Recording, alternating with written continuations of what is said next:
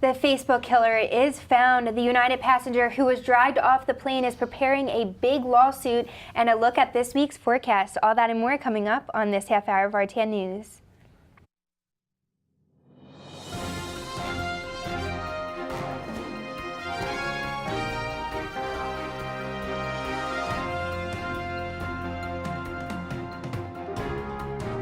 Welcome back to a brand new episode of RTN News. I'm Summer Shiki. And I'm Sean Kelly. Let's get into some local news.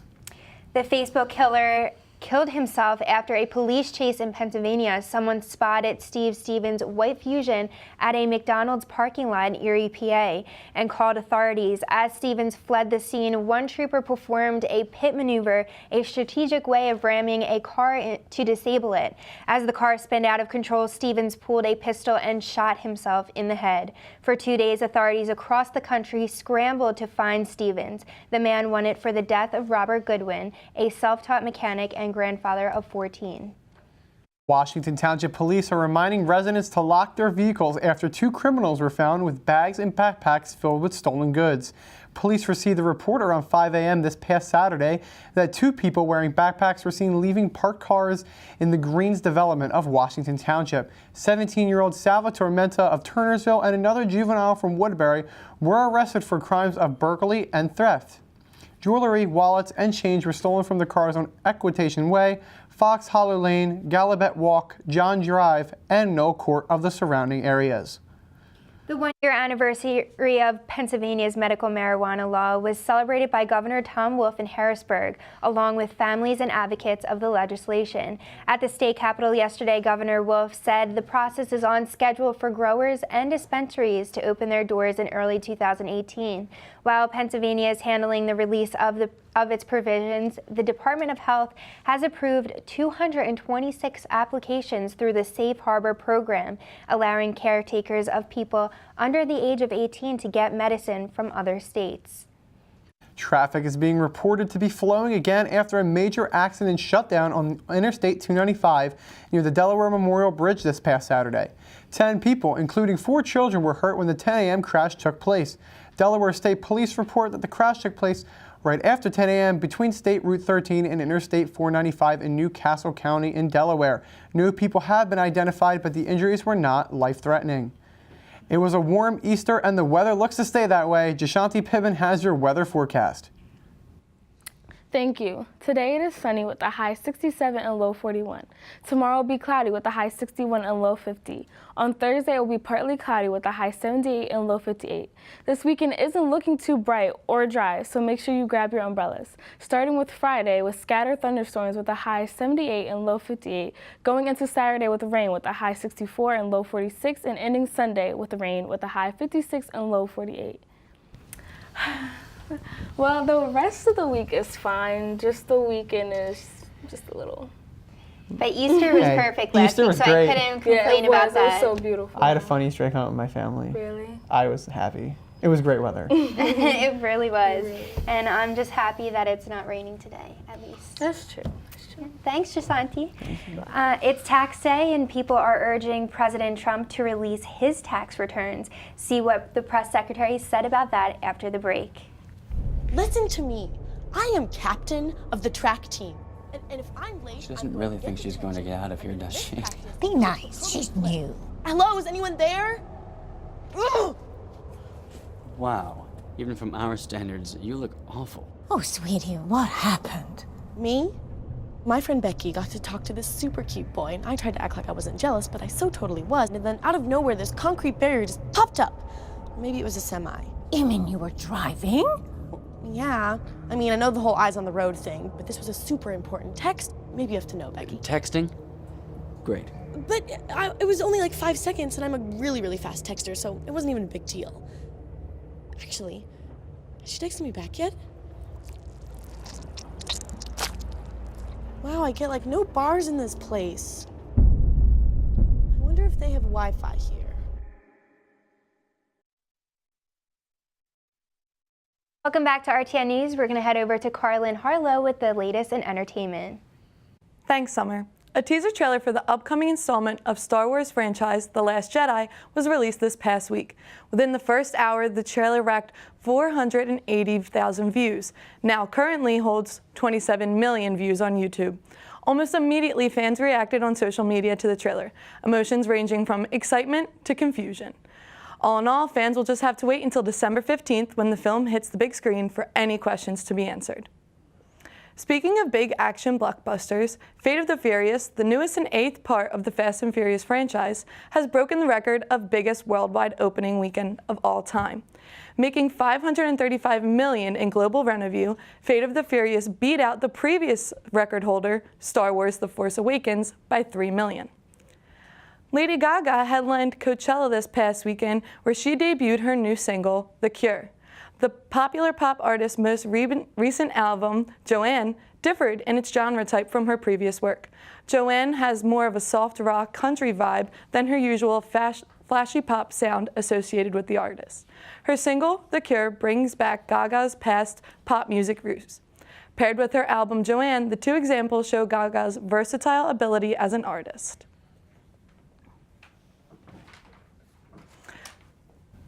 So, have you guys seen the last Star Wars?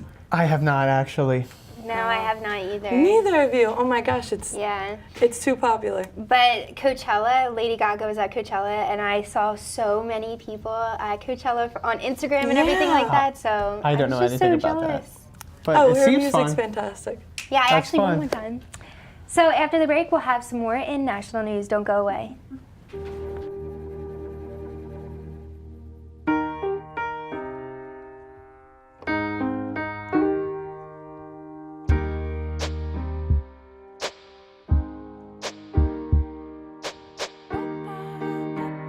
And I can't change, even if I try, even if I wanted to.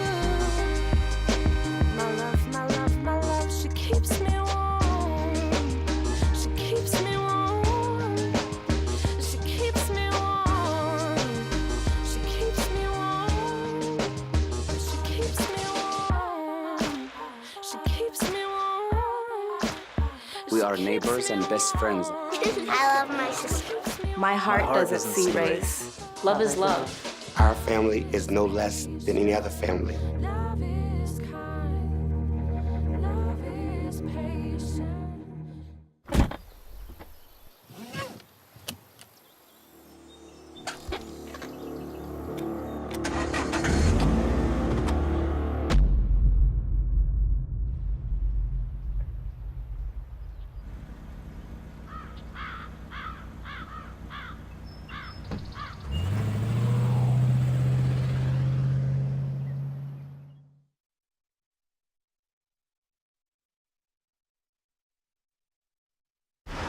Look at you.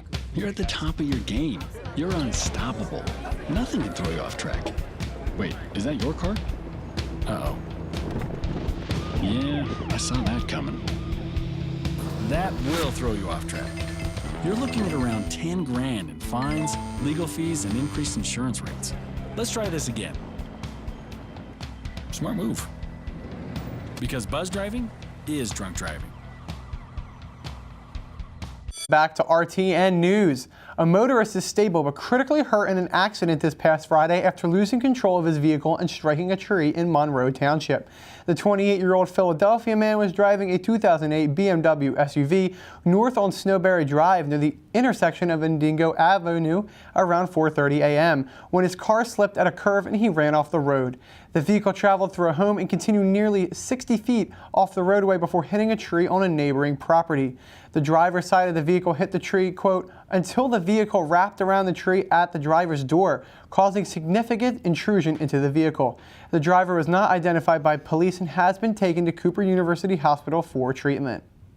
Reporters at the White House took today's tax deadline as another opportunity to ask Press Secretary Sean Spicer when we will see President Trump's most recent returns. Experts have said even if the president is under audit, it should not prevent him from releasing his taxes. In the past, President Trump has said Americans, quote, don't care at all about his tax returns, but polls show nearly 75% of Americans believe he should release them. Thousands of people rallied in Chicago and other cities across the country on Saturday, calling on President Trump to release his taxes. A brand of products is being recalled that could potentially be fatal if eaten. Mavish has that story and this week's health check. Thanks, Summer. The Smokehouse of New York is recalling different smoked fish products sold in different states, one of them including New Jersey, after a possible listeria contamination. Products have been distributed through restaurants and hotels and have an expiration date between April 5th and the 19th. So far, there has not been any reports on consumers being sick, but production and distribution of products has stopped. Exposure to listeria can be serious, maybe even fatal infections in children, elderly, and those with lower immune systems. Symptoms include high fevers, headaches, stiffness, and abdominal pain. There is some new research regarding how accurate your fitness trackers are. The wristband may be good at measuring your steps, but not as good as monitoring heart rate when you're working out. According to a study by the Annals of Internal Medicine, fitness trackers were more accurate when wearers were at rest than when doing exercise. Dr. Lisa Cadmus Bertram wanted people to not mistake the device for a medical diagnostic tool. Trackers, however, have been a useful tool in bringing more people to take notice of their health and motivate them to take care of themselves. And finally, here's your weekly health check. Do you get headaches a lot? Before you spring for that medicine cabinet, try a natural remedy. According to registered dietitian Carrie Glassman, plain yogurt has high levels of riboflavin, which is shown to reduce the number of migraine attacks in people who frequently have them. If yogurt isn't your thing, watermelon is another option. Many headaches occur from not being hydrated enough. Fruits like watermelon have high water content and help you stay hydrated. Alrighty, guys, it's summertime, so watermelon is perfect anyway. That's what I was gonna say. I'm a big fan. I don't have headaches, but I definitely will eat watermelon. So I mean, I haven't had my first watermelon yet, but I'm excited. Like reading this information got me excited. I'm a big fan of watermelon. So now, if I eat the watermelon, I'll never have a headache. I guess so. That's how I look at it. I like that. All right. So excited for summer. Thank you, Mavish. Thank you. Coming up, tax day might be dreadful, but it doesn't have to be. Find out where you can get some freebies today. We'll be right back. Open up your books to page 360. Did you just look at your phone while you was in class? You played yourself. Talking about inspirational quotes. You gotta believe in yourself. Don't ever play yourself. The key is to make it, so make it. Louise, can you give me an example of an inspirational quote? Don't play yourself. The key is to make it. And who said that? I did. Now that's a major key alert. Learn the real major keys to getting to college at getschool.com.